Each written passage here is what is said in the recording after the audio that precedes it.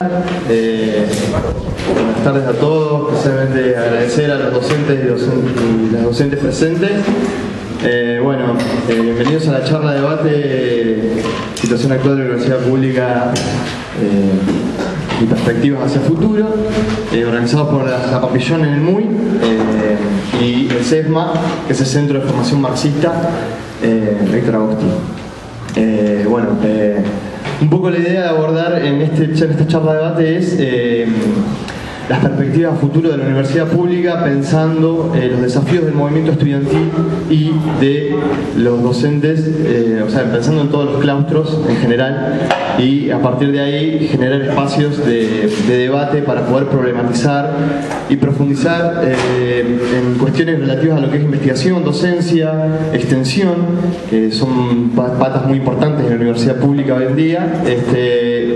Y nada, pensar en relación universidad, territorio y Estado, es decir, por ejemplo, tener en cuenta el eje Estado-territorio, tener en cuenta la planificación estatal y diversas cuestiones. Y bueno, para esto, ni más ni menos, tengo la presencia de Eduardo Renesi, el cual es politólogo, licenciado en Ciencias Políticas, recibido en la Universidad de Rosario, doctor en Filosofía y rector de la Universidad Nacional General Sarmiento. Así que bueno, un aplauso para él.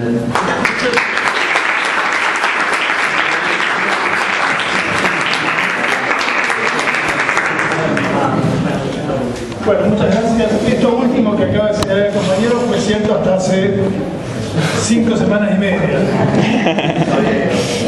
Hace 5 semanas y media me saqué la corbata y ya no soy más rector de la universidad.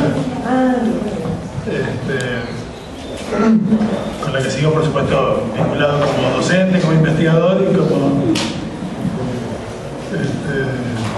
miembro del mismo equipo que sigue conduciendo la universidad, que ahora tiene al frente a una excelente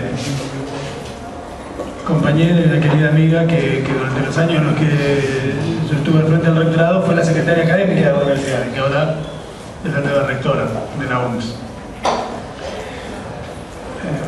Durante esos años, durante los años en los que trabajamos en el gobierno de la universidad, antes de eso en el gobierno de uno de los institutos de la universidad, pero en un sentido muy general, yo diría que a lo largo de los últimos 30 años,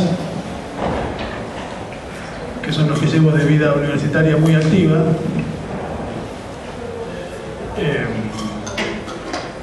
vengo pensando mucho sobre los asuntos sobre los que anunciaba esta conversación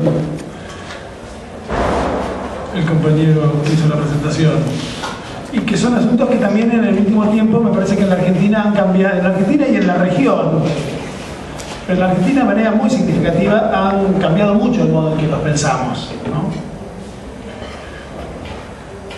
Algunas de las palabras que fueron mencionadas, la palabra autonomía, por ejemplo, una vieja palabra de las tradiciones universitarias argentinas, y no solo argentinas, pero argentinas muy especialmente, sobre todo después del 18. No la decimos igual hoy que lo que la decíamos 25 años atrás, y ni les digo 35 años atrás. Y en general el conjunto de preocupaciones en torno a la cuestión, a eso que se llama la cuestión universitaria, ¿no? Me parece que vienen reformulándose al calor de una serie de movimientos de la vida social, cultural, política argentina del último tiempo, que presenta hoy una escena mucho más interesante, mucho más entusiasmante en relación con la cuestión universitaria, que plantea también nuevos desafíos y que nos obliga a repensar lo que hacemos en la universidad como profesores, como investigadores, como estudiantes. El modo, como decía el compañero, de pensar nuestra relación con eso que a veces llamamos el medio, ¿no? Palabra rara, el territorio, digamos.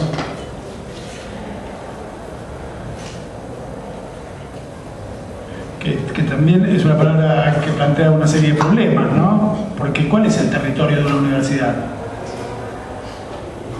Hay universidades muy antiguas, digo muy antiguas para los parámetros argentinos, no digamos ya las universidades antiquísimas que tienen 900 o 950 años en algunas ciudades europeas, cuyo territorio difícilmente es el distrito, la ciudad o incluso el país en el que se levanta, puesto que su territorio es posiblemente toda Europa o todo el mundo.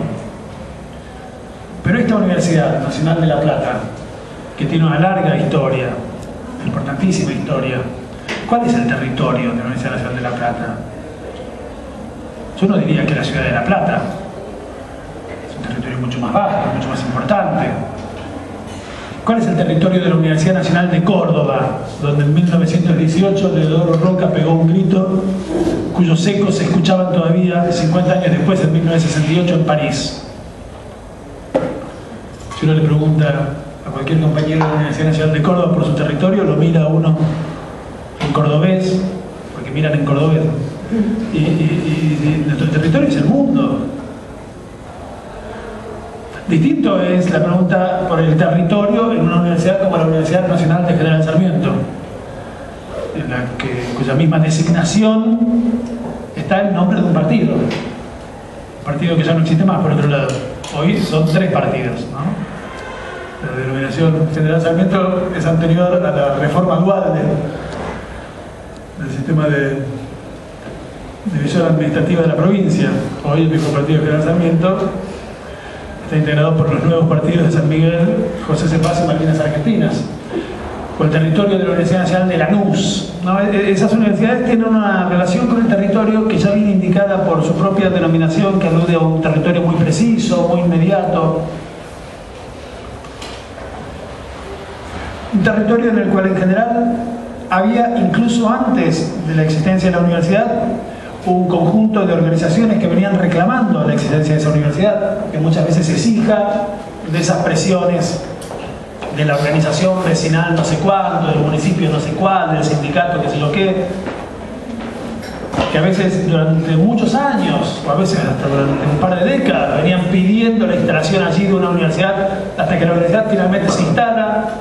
Aparece una ley de la nación, aparece un rector organizador, y el rector organizador tiene previsiblemente al segundo día, sentado en el rectorado, al presidente de la comisión vecinal, al presidente del sindicato, al presidente de la comisión municipal pro Universidad Nacional del lugar, que van a decirle: señor rector organizador, nosotros estamos pidiendo la existencia de esta universidad hace mucho tiempo, ahora usted nos tiene que escuchar, y nosotros le vamos a decir para qué queríamos que esta universidad estuviera acá. De manera que allí el vínculo entre la universidad y el territorio es mucho más inmediato y mucho más temprano, ¿no? Son universidades que nacen ya dialogando con el territorio de un modo mucho más estrecho que otras más clásicas. El territorio de la Universidad de Buenos Aires, ese es un problema siempre, un problema que no carece de consecuencias políticas, que ha provocado todo tipo de enojos a veces y de recelos. Si uno le pregunta a la Universidad de Buenos Aires cuál es su territorio, la respuesta correcta es la provincia de Buenos Aires, puesto que la Universidad de Buenos Aires es anterior a la federalización de la capital. De modo que la Universidad de Buenos Aires puede legítimamente pensarse como la universidad cuyo territorio es toda la provincia, y no habría ningún inconveniente, y de hecho los colegas de la Universidad de Buenos Aires no tienen ningún inconveniente en establecer sede del ciclo básico común en lugares muy lejanos a veces de la ciudad de Buenos Aires, y creen hacerlo, y acaso lo hagan con pleno derecho. Entonces el problema del territorio es un problema interesante para pensar. Yo quiero, para ordenar esto un poco, pues tampoco sé de cuánto tiempo disponemos, pero supongo que de media hora, 40 minutos, una hora, no sé. Lo que aguante. Cuando ya no empiezan a no aguantarse, van y me dejan hablando solo, y se parece a la mesa de mi casa, digamos.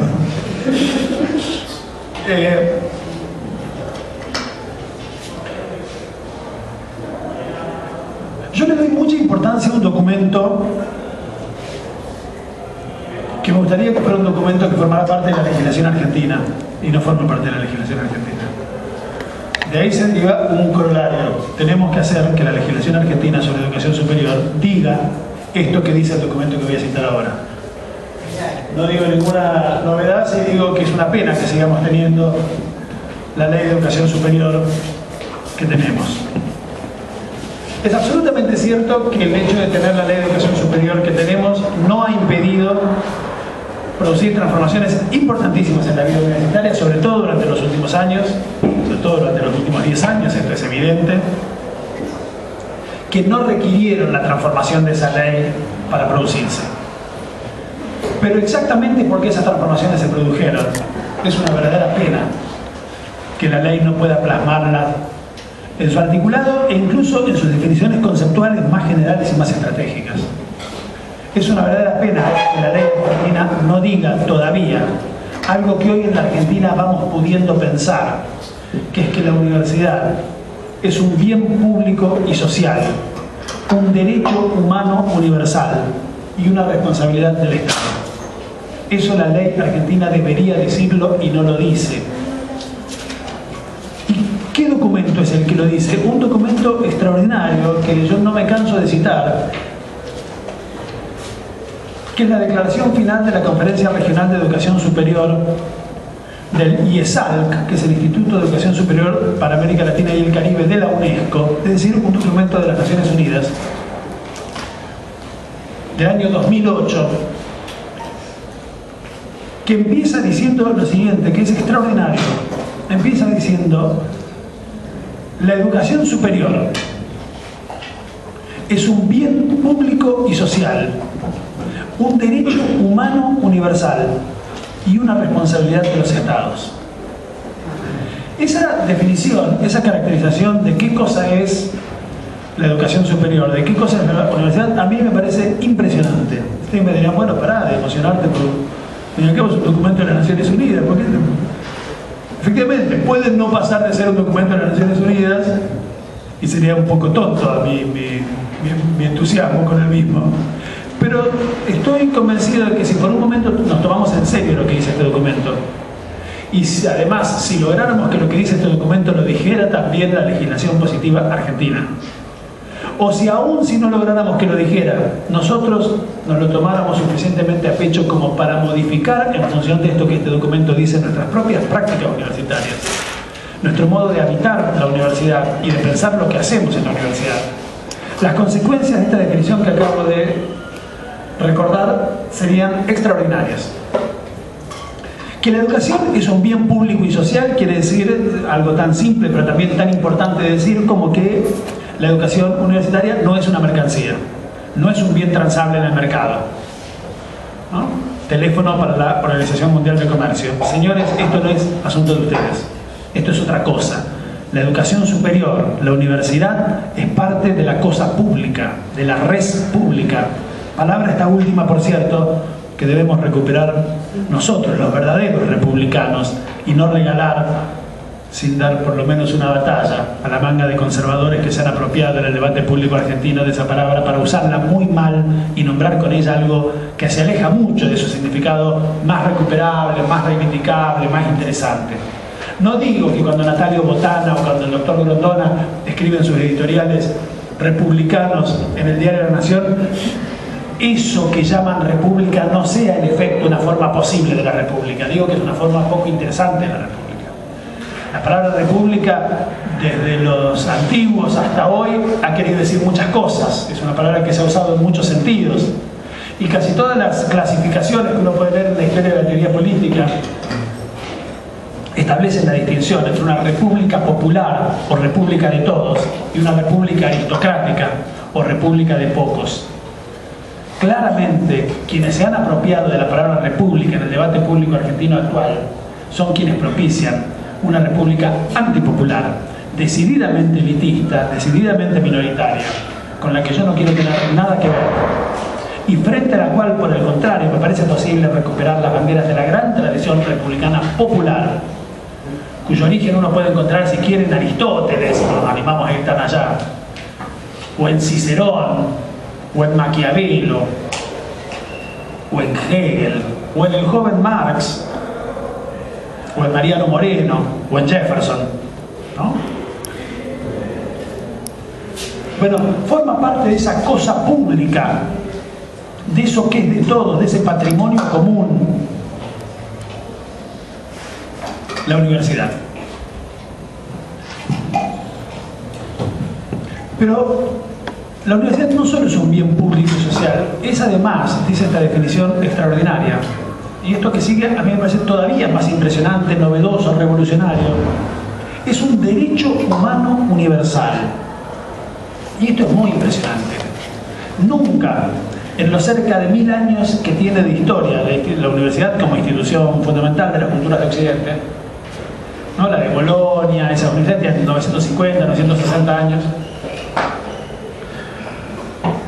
Nunca la universidad se concibió a sí misma como una institución encargada u obligada a garantizar el ejercicio de algo que pudiera ser representado como un derecho.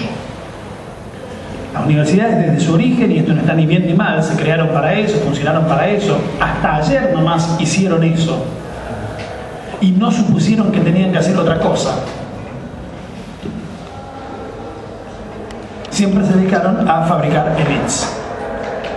Esa es su función, esa es su misión. No está mal que lo hayan hecho, lo hicieron pasablemente bien. Elites clericales, elites burocráticas, elites profesionales. Ni siquiera los grandes movimientos de renovación de la vida universitaria, mencioné hace 5 minutos dos, muy importantes, el 18 cordobés, el 68 parisino, se propusieron de ninguna manera modificar esto que acabo de decir. Imaginar que la universidad debía ser pensada como un derecho humano universal. Ambos movimientos, el del 18 y el del 68, que se parecen mucho por lo demás, en sus consignas, en la radicalidad de sus consignas, fueron muy importantes en la democratización interna de la vida universitaria, en la lucha contra la presencia muy fuerte de algunas corporaciones muy odiosas, en la lucha contra las facetas más autoritarias de los modos de intervención estatal en la vida universitaria, pero ni uno ni otro se propusieron que la educación superior pudiera ser pensada como un derecho universal. Un derecho que hoy además calificamos como humano. Eso es muy interesante, ¿eh? Eso es muy interesante. Y habla también de algo que es interesante, no es el tema de esta conversación de hoy, pero me gustaría hacer una referencia rápida a dos cosas. Por un lado, la centralidad que tiene hoy en el discurso público, y que yo creo que debería también tener en el discurso académico, que debería tomar esta categoría del discurso público para someterla a un análisis muy estricto, muy riguroso y para pensar mucho sobre ella. La centralidad, digo, que tiene el debate público la idea de derechos en este momento argentino y latinoamericano. Yo diría que del mismo modo en que cuando salíamos de la última dictadura, la obsesión central, la preocupación principal que teníamos todos era la preocupación por la libertad. Y la idea de democracia que abrazamos en aquellos años 80 era una idea de la democracia como utopía de una sociedad donde las libertades estuvieran plenamente realizadas. Y era razonable eso, puesto que esas libertades eran lo que de modo más flagrante nos había sido arrebatado durante los años previos de la dictadura. Y allí hay que decir que la universidad, las ciencias sociales, la filosofía política estuvieron a la altura del desafío de pensar la cuestión de la libertad y discutimos mucho. Cuando uno revisa hoy nuestras literaturas, nuestras bibliografías universitarias de los 80s, de los años de la transición a la democracia, como se decía, eran bibliografías que volvían sobre los viejos autores clásicos sobre el problema de la libertad. Releímos a James Mill, releímos a John Stuart Mill, releímos a Benjamin Constant, releímos a Isaiah Berlin, discutimos sobre la libertad positiva y la libertad negativa, la libertad de los antiguos y la libertad de los modernos, la libertad para, la libertad de, la libertad democrática, la libertad liberal. Nos pasamos muchos años discutiendo el problema de la libertad en la universidad, que creo que hizo con esas discusiones un aporte a la discusión pública sobre la cuestión de la libertad, que era el tema que estaba en el centro de la escena. No sé si hoy estamos haciendo en el campo de nuestras ciencias sociales y de nuestra filosofía política un ejercicio semejante a ese, con la idea hoy fundamental de derechos. Que hoy se ha vuelto fundamental por diversas razones. Una de ellas, que a mí me parece que es una excelente noticia, es que aquellas libertades con las que soñábamos en los primeros 80s, hoy rigen como nunca antes en la historia argentina, plenamente. Eso es una excelente noticia, eso es muy importante. Es muy razonable que hoy la cuestión de la libertad no esté en el centro de nuestras obsesiones. Cuando contamos, por suerte, con todas las libertades negativas o libertades de con las que soñábamos en los años de la salida de la dictadura, y con una incontable cantidad de libertades positivas o libertades con las que ni siquiera nos imaginábamos que podríamos soñar alguna vez cuando salíamos de los años de la dictadura. Libertades civiles, libertades sexuales, libertades identitarias, libertades matrimoniales. Primera cuestión.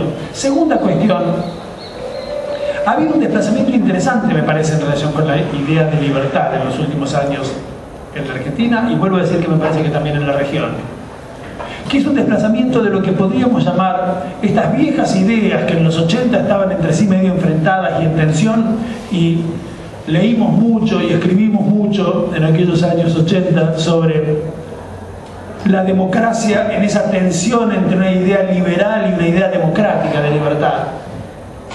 Me parece que esas ideas hoy se van desplazando en beneficio de una idea que un autor que a mí me gusta mucho, que es un historiador de las ideas inglés llamado Kenton Skinner, llama una idea republicana de la libertad.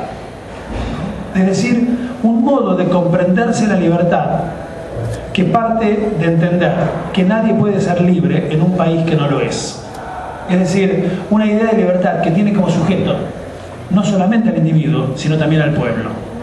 Y esto me interesa señalarlo porque voy a decir que también el pueblo es el sujeto de ese derecho a la universidad que proclamamos, y que eso tiene consecuencias importantes para nuestra práctica universitaria y para nuestra práctica militante en relación con la universidad. Entonces yo creo que hoy la idea de derecho ocupa el lugar central que 30 años atrás ocupaba la idea de libertad. Creo que la idea de derecho plantea un conjunto de problemas filosóficos, teóricos, políticos de enorme interés para la discusión académica, empezando por un problema fundamental que a mí me interesa mucho, por una pregunta fundamental que no es fácil responder, que es la pregunta acerca de ¿qué es un derecho? No es fácil responder a esa pregunta, y uno podría decir que la filosofía política de los últimos 3 siglos anduvo dando vueltas alrededor de esa pregunta. ¿Qué es un derecho? ¿Qué es decir que alguien tiene un derecho? ¿Qué quiere decir que yo diga que tengo un derecho? Yo tengo derecho. ¿Quién dijo? ¿Dónde está escrito?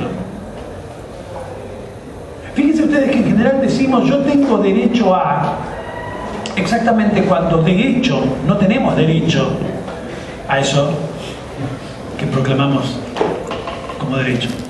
En general la gente que come 2 veces por día no levanta el dedo y dice, si yo tengo derecho a comer 2 veces por día. Tanto come 2 veces por día que ya no lo piensa como un derecho, sino como parte de las cosas naturales de la vida. Y es una buena noticia que eso sea así. Aunque esa naturalización de los derechos no deja de ser un problema político evidente, ¿no? Para plantear un tema de enorme actualidad político-electoral nacional. Pero al mismo tiempo son las personas que no tienen derecho, de hecho, a algo, las que levantan el dedo índice y dicen yo tengo derecho a... Son los que no pueden votar, los que dicen yo tengo derecho a votar. Y frente a eso la respuesta es fácil, la respuesta es que no, boludo, no tenés derecho, no es que no tenés derecho, que de hecho no tenés derecho. Y entonces el que dijo que tenía derecho responde, no, está bien, de hecho no tengo derecho, pero tengo derecho, es decir, debería de hecho tener el derecho que de hecho no tengo. Es decir, que la tensión entre el hecho y el derecho es constitutiva de la idea misma de derecho. La tensión entre el ser y el deber ser, entre la descripción y la prescripción, es constitutiva de la idea misma de derecho. Plantear una teoría política de los derechos es animarnos a plantear un pensamiento político que no se limita a describir el mundo, sino que prescriba cómo el mundo debería funcionar. Y ese es un problema teórico interesante, teórico, filosófico, moral, si quieren. Como es un problema interesante saber qué hay que hacer en las circunstancias en las que en un contexto general de ampliación de derechos, como el que sin duda vivimos hoy en la Argentina, 2 derechos eventualmente colisionan. Eso también es un asunto interesante. ¿Cuántas veces hemos discutido en cuántos millones de bares argentinos Si tienen más derechos los sufrientes, desempleados o trabajadores explotados de la fábrica, tal, a cortar la calle o a cortar la ruta para hacer oír a todo el mundo sus reclamos, o el honesto trabajador que tiene que llegar a horario a su trabajo porque si no le descuentan el día del presentismo. Esa discusión, bien, nosotros vamos a tener 90 años, nos vamos a hacer pis encima, vamos a hacer unos chuchotos y vamos a seguir discutiendo eso. Porque no tiene solución posible esa discusión. Y es una discusión muy importante. Y es muy bueno que una sociedad discuta, una sociedad que no hace tanto tiempo apenas podía discutir cómo hacer para que no se le llevaran puestos todos los derechos y preservar algún hito. Qué bueno que es que hoy podamos estar discutiendo cuál de dos derechos es más importante. Pero hay que discutir eso, y no es una discusión fácil. Es una discusión que tiene consecuencias también en relación con lo que podemos reclamarle al Estado. ¿Qué derecho ahí tiene que defender el Estado? Hay una respuesta que es medio automática. El expresidente Lula lo dice cada vez que puede. El Estado tiene que defender siempre el derecho del más débil porque el derecho del más fuerte se defiende solo. Pero es evidente que eso no es una solución al problema, porque todos en esa encerrona tendemos a suponernos la parte débil, ¿no? Quiero decir esto, y no abundo sobre el asunto que a mí me interesa mucho, me interesa, les diría desde el punto de vista de la filosofía política.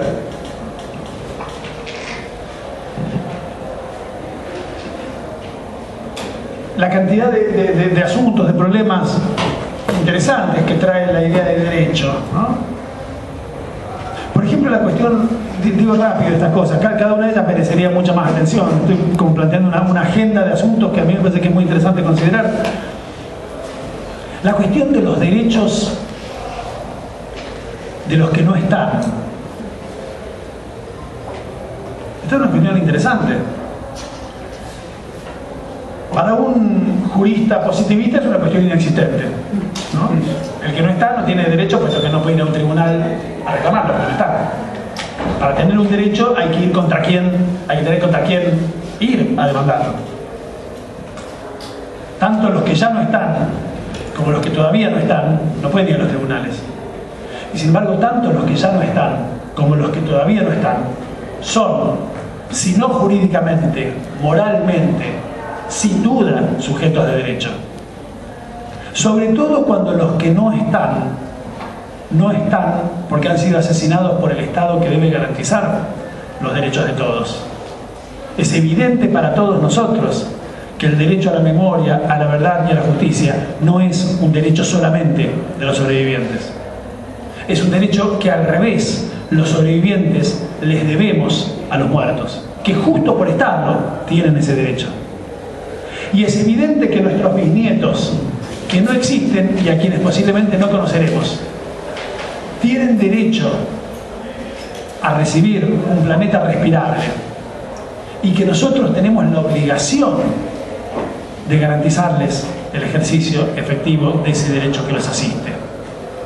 Ni les digo si nos animamos a dar el paso que se ha animado a dar el juez Zaffaroni en un librito precioso que se llama La Pachamama y el humano, donde asume decididamente las posiciones ciertamente muy avanzadas, al mismo tiempo muy tradicionales y muy avanzadas, del constitucionalismo de los países andinos, Ecuador y Bolivia particularmente, que hoy han dado rango constitucional al derecho de un sujeto al que en general, los que tenemos una formación más o menos occidental, nos cuesta pensar como un sujeto de derecho, que es la tierra, el mundo, la Pachamama, sujeto de un derecho.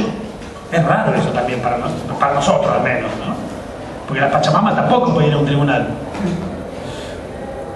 Entonces digo, hay aquí un conjunto de cuestiones que a mí me resultan muy interesantes para pensar, y creo que la filosofía política, la teoría social de nuestras universidades públicas debería estar pensando más de lo que lo está haciendo. Estas cuestiones que están en el centro del debate público. Porque sin una reflexión filosófica, universitaria, rigurosa sobre estas cuestiones, el debate público se convierte en un debate más consignista, en un debate más vacío. Unos dirán el derecho a la memoria, la verdad y la justicia. Los otros frente a eso pondrán los ojos en blanco y dirán, de nuevo, consignismo. Y los otros dirán el derecho a que el Estado no confisque nuestros ingresos. Y del otro lado diremos, manga de hijos de putas, quieren seguir no pagando impuestos. Siguen confundiendo sus intereses particulares con derechos. Esa distinción es muy importante. la distinción entre derecho e interés. En general todos tendemos a confundir nuestros intereses particulares con derechos universales. Pero es muy importante hacer la distinción. Y ahí nos tiene que ayudar la filosofía, ahí nos tiene que ayudar la teoría política, ahí nos tiene que ayudar la teoría moral. Los intereses son por definición particulares, los derechos son por definición universales. Por eso el pensamiento de los derechos nos lleva en línea recta a la democracia. El pensamiento sobre los intereses, no digo que no haya que tener un pensamiento sobre los intereses, digo que no nos lleva en línea recta a la democracia. Nos lleva a la pregunta por la articulación de esos intereses, nos lleva a la pregunta que se formulaba en los últimos 30 años o 40 años de su vida, ¿no? Ernesto Laclau, la pregunta por la hegemonía, por la articulación de intereses para ir en medio de esa cosa conflictiva que es siempre la vida social, haciendo avanzar la historia, de modo siempre precario, siempre frágil. Bueno, de todos esos derechos, algunos los llamamos humanos. Y eso es interesante, porque sacando por los derechos de la Pachamama, que mencioné hace un momentito, o por los derechos de los animales, que algunos autores se toman muy en serio, y es interesante también esta discusión. Recomiendo mucho para los que quieran meterse en esta discusión en un altísimo nivel, de extrema sofisticación, el hermoso libro de Martha Nussbaum, que es una gran filósofa norteamericana, llamada Fronteras de la Justicia, que dedica un capítulo muy largo, una parte, son 3 partes, ¿no? Es un libraco enorme. Una tercera parte de ese libro sobre los derechos de los animales. Muy interesante, muy interesante. Y también allí quiero decir que nuestra formación general e incluso nuestros principios morales nos vuelven incómodos el tema. En general, los animales nos inspiran cariño, en general nos inspiran piedad, en general pensamos que está mal hacer sufrir a un animal, pero no porque supongamos que ese animal tiene un derecho a no sufrir, sino porque pensamos que es muy guacho, se está sufriendo, matarlo, no sé, puto, ¿no? No suponemos que hay un derecho allí. Pensar que el animal es un sujeto de derecho es un paso filosóficamente osado que Martha Nussbaum da con mucha sutileza, imaginación, temeridad teórica, diría. Porque de repente nos encontramos haciendo lectura de su momento leyendo sobre los derechos de las moscas, y uno dice, ¿qué hago leyendo esto? Todas las cosas que hay que hacer. Es medio raro, pero es muy interesante ese argumento. Si uno tiene que pensar radicalmente, ¿no? Si no, no tiene mucha gracia. Bueno, digo, sacando por las moscas y por la Pachamama, todos los derechos que uno puede imaginar, desde el derecho a cobrar un pagaré hasta el derecho a no ser torturado o llevado preso sin juicio previo, todos los derechos tienen como sujeto a hombres. ¿Por qué algunos son humanos? Esa pregunta me parece que es interesante. ¿Por qué algunos derechos los llamamos humanos y otros no? Y esa pregunta, yo me acuerdo que la formulábamos mucho en mis años de militancia juvenil, que eran los 80. Y teníamos una respuesta para la pregunta: ¿por qué hay derechos que son humanos y derechos a los que nos llamamos humanos a pesar de que sus sujetos también son hombres? Y la respuesta era que los derechos humanos eran aquellos que el Estado, excediéndose en sus funciones, había violado. Es decir, lo que definía como humano un derecho era el hecho de haber sido violado por el Estado. Si yo salgo aquí al pasillo y cualquiera agarra y me da una trompada, yo no diría que está violando un derecho humano mío. Si en una comisaría un comisario me da una trompada, yo diría que está violando un derecho humano. ¿Qué es lo que distingue una trompada de la otra? Que una la dio un agente del Estado. Cuando el Estado viola un derecho, entonces ese derecho queda por la negativa definido como humano. Esa idea me parece que es muy importante y que hay que conservarla, porque incluso en condiciones de vida democrática y de vida democrática avanzada, interesante, el Estado sigue siendo un violador serial de los derechos humanos. Sigue torturando jóvenes en nuestras comisarías, sigue torturando enfermos en nuestros hospitales, sigue torturando locos en nuestros loqueros. Sin embargo, yo creo que hoy hemos aprendido algo muy importante en la Argentina, que es que el hecho de que el Estado siga haciendo todas esas cosas y muchas otras más que no nos gustan, y que por supuesto, como nos enseñó la gran tradición marxista, siga sirviendo para reproducir y para legitimar relaciones de clase muy injustas y muy odiosas, y por supuesto, como nos enseñó la gran tradición anarquista, siga sirviendo para disciplinar a las sociedades, ¿no? El Estado, el hecho de que hoy el Estado sea garante de un conjunto de libertades y de derechos no debe llevarnos a olvidar una vasta tradición o un conjunto de importantes tradiciones que nos enseñan que el Estado también hace cosas que debemos tener la mirada crítica siempre atenta para condenar y para denunciar. Lo que hemos aprendido en la Argentina en los últimos años es que no es fuera del Estado ni contra el Estado que vamos a encontrar la libertad, la autonomía, la realización. Esta fue una discusión que tuvo un fuerte peso, ¿no?, en los debates públicos alrededor de los episodios del año 2001, del año 2002, donde hubo un entusiasmo autonomista antiestatalista, digamos, que quiso imaginar por un momento que a la libertad la íbamos a conquistar, que a la autonomía la íbamos a conquistar. Y uso a propósito 2 veces la palabra autonomía porque esa es una palabra que es importante para pensar la cuestión universitaria también en relación con el Estado, lejos del Estado o contra el Estado. Y yo creo que una cosa que hemos aprendido y que la hemos aprendido en la vía de la gran tradición republicana, que siempre fue una tradición estatalista, no antiestatalista. Vayan ustedes a decirle a Aristóteles que se es libre lejos del Estado. Vayan ustedes a decirle a Cicerón que se es libre lejos o contra el Estado. Vayan ustedes a decirle a Mariano Moreno que se es libre contra el Estado, cuando Mariano Moreno describía en la gran vena ciceroniana que caracterizaba sus escritos que solo se es libre en la esclavitud de las leyes. El Estado es condición de la libertad y condición de los derechos, y no es lejos de él que vamos a encontrar la libertad y los derechos. Entonces tenemos que tener una teoría compleja sobre los derechos y tenemos que tener una teoría compleja sobre el Estado. Y tenemos que recuperar las grandes tradiciones de pensamiento, y este centro de estudio que lleva el nombre tan sugerente del viejo Agosti tiene que esforzarse en recuperar de la gran tradición marxista los elementos para tener una teoría compleja del Estado que nos lo permite pensar como todas las cosas que el Estado es, sin duda garante de libertades que no tendríamos si él no estuviera allí para garantizárnosla, sin duda garante de derechos que no tendríamos si él no estuviera allí para garantizárnoslo. Fuera del Estado no hay derechos. Fuera del Estado hay intemperie, fuera del Estado hay la inclemencia más atroz, fuera del Estado están las desatadas fuerzas del mercado. No es verdad que es contra el Estado que vamos a conquistar la libertad. Pero no es por eso menos cierto que el Estado es una máquina de reproducir relaciones de clase injustas, que el Estado es una máquina de disciplinar poblaciones, que el Estado es una máquina de violar serialmente los derechos humanos.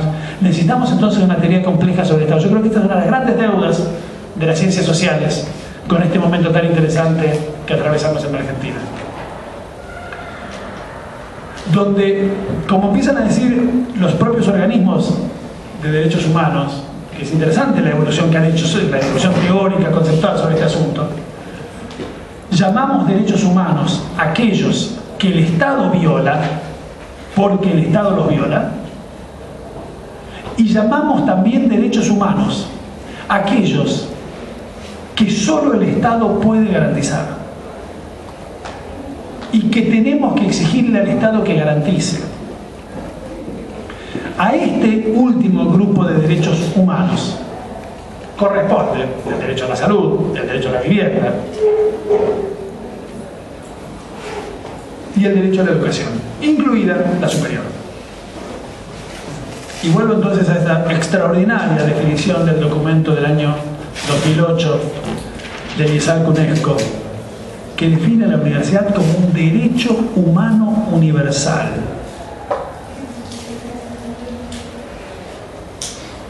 Yo quiero decir, habría mucho para decir sobre esto, quiero decir algunas pocas cosas. Y voy a empezar haciendo una primera distinción y después digo alguna cosita sobre cada una de las dos cosas que voy a distinguir y después termino. Me parece importante decir que ese derecho humano universal a la universidad, porque la posibilidad de postular la universidad como un derecho humano universal es un derecho de los individuos y un derecho del pueblo. Y esa es una distinción que me parece importante hacer. Hay derechos individuales y hay derechos colectivos. El derecho a la universidad es un derecho de ambos tipos. Decir que la universidad es un derecho humano universal es decir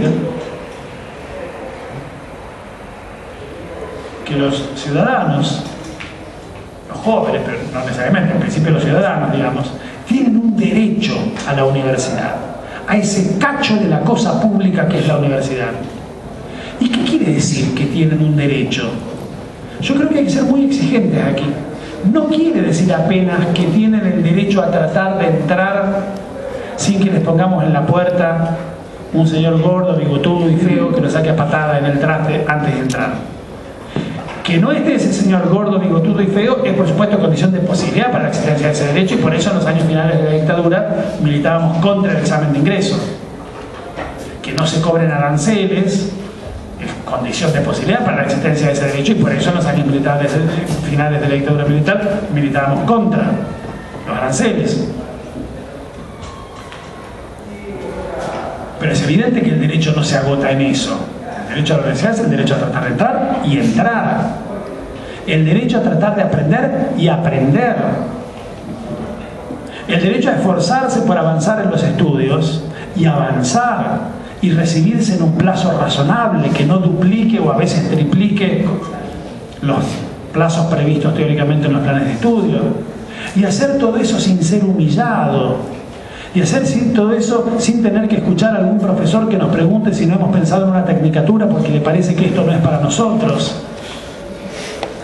Y hacer todo eso sin profesores que piensen íntimamente y comenten en la sala de profesores lo lleno de carencias que vienen los chicos, como si el problema fueran los chicos.